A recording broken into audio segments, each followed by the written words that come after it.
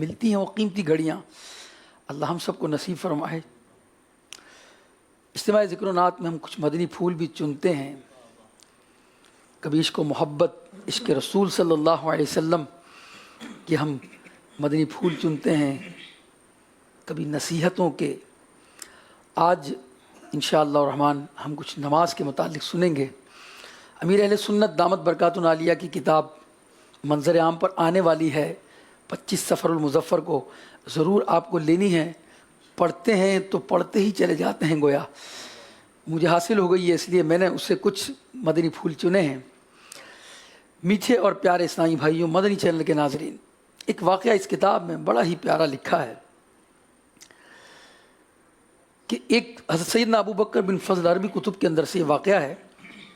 سیدنا ابو بکر بن فضل فرماتے کہ میں نے میرے ایک دوست جو رومی تھا، نو مسلمان ہوا تھا، میں نے اس کے اسلام لانے کا سبب پوچھا کہ کیا سبب بنا اسلام لانے کا تمہارا؟ اس نے بتایا کہ مسلمانوں میں اور ہم میں، یعنی کفار اور مسلمانوں میں جنگ ہوئی اور کچھ لوگ ہمارے قتل ہوئے اور کچھ مسلمان شہید ہو گئے۔ وہ رومی کہنے لگا کہ میں نے اکیلے ہی 10 مسلمانوں کو قیدی بنا لیا اور ملک روم میں میرا بہت بڑا گھر تھا، میں نے ان سب کو اپنے خادمین کے سپرد کیا اور ان کو بیڑیوں سے جھکڑ کر خچروں پر سامان لادنے کا کام دے دیا۔ بیڑیاں لگی ہوئی تھیں اور ساتھ میں یہ کام بھی دیا ہوا تھا کہ خچروں پر جو سامان لادا جائے اسے لے کر پہنچایا جائے۔ ایک دن میں نے ان قیدیوں پر مقرر ایک خادم کو دیکھا کہ اس نے قیدی سے کچھ لیا اور اس کو نماز پڑھنے کے لیے چھوڑ دیا۔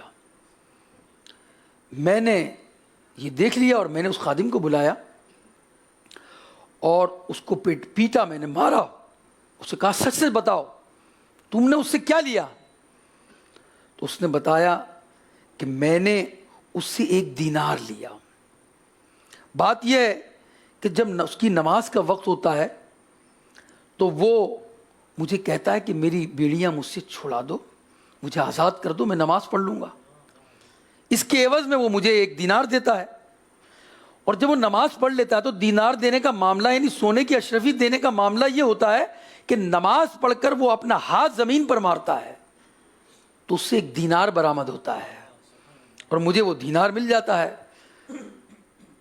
وہ خادم کا بیان سن کر اس نے کہا مجھے بڑا شوق ہوا اور میں نے خادم کا یونیفارم پہنا، ویسے ہی خادم جیسا بن گیا اور میں بھی اسی جگہ کھڑا ہو گیا، اور جب ظہر کا وقت آیا تو اس نے مجھے اشارہ کیا کہ مجھے نماز پڑھنی ہے، تو میں نے کہا میں 1 دینار نہیں لوں گا، میں تو 2 لوں گا، 2۔ میں نے کہا ٹھیک ہے، میں نے اسے کھول دیا۔ جب وہ نماز سے فارغ ہوا اس نے پھر زمین پر ہاتھ دے مارا تو اب 2 دینار برآمد ہوئے، اس نے 2 دینار دے دیے۔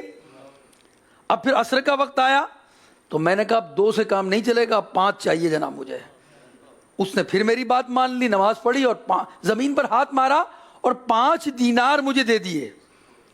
پھر نماز سے فارغ ہوا اور یوں جب عشاء کا وقت آیا مغرب کے بعد، تو عشاء کے وقت میں پھر میں نے اس سے 10 دینار کا مطالبہ کر لیا۔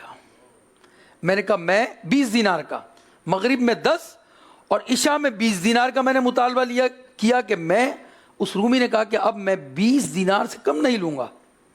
اس نے میری یہ بات بھی مان لی اور نماز پڑھنے کے بعد اس نے زمین پر پھر ہاتھ مارا اور پھر 20 دینار میرے ہاتھ میں رکھ دیے اور کہنے لگا میرا مولا بڑا غنی اور کریم ہے، میں جو اس سے مانگوں گا وہ مجھے عطا کرے گا۔ رومی کہتا ہے میں نے جان لیا کہ یہ کوئی اللہ کا ولی ہے، کوئی مقرب بندہ ہے، مجھ پر اس کا بڑا رعب طاری ہو گیا اور میں نے اس کو زنجیروں سے آزاد کیا اور رات بھر میں روتا رہا۔ رات میں نے رو کر گزاری۔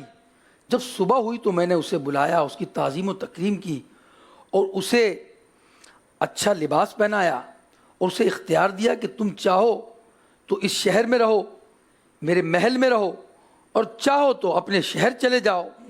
اس رومی نے اپنے شہر میں جانا، اس رومی نے اس مسلمان نے اس رومی سے کہا کہ میں اپنے شہر میں جانا پسند کرتا ہوں، چنانچہ میں نے خچر منگوایا اور زاد راہ اسے دیا، یعنی سفر کے اخراجات دیے، اور خچر پر اسے سوار کر لیا، اور اس نے مجھے دعا دی کہ اللہ کریم تجھے اپنے پسندیدہ دین پر تیرا خاتمہ کرے۔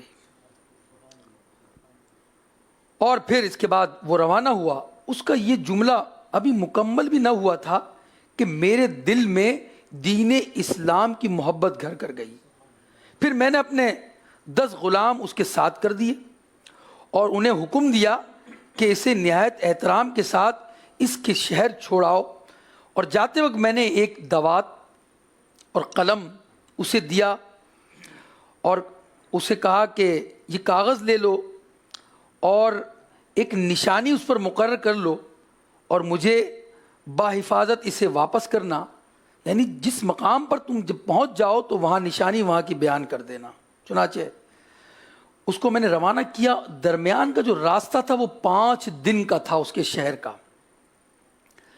5 دن جانے کے، 5 دن واپس آنے کے۔ یوں وہ روانہ ہو گیا مسلمان۔ رومی نے دیکھا کہ اس کے ملازمین 6 دن آ گئے۔ وہ بڑا حیران ہوا کہ تمہیں تو 10 دن کے بعد آنا تھا، تم 6 دن کیسے آ گئے؟ تو اس نے کہا بات یہ ہے کہ جب ہم روانہ ہوئے تو ہمیں کوئی مشقت ہی نہ ہوئی، کوئی تھکاوٹ ہی نہ ہوئی، ہم تو فوراً ہی پہنچ گئے، مگر جب ہم وہاں سے واپس لوٹے ہمیں 5 دن لگے۔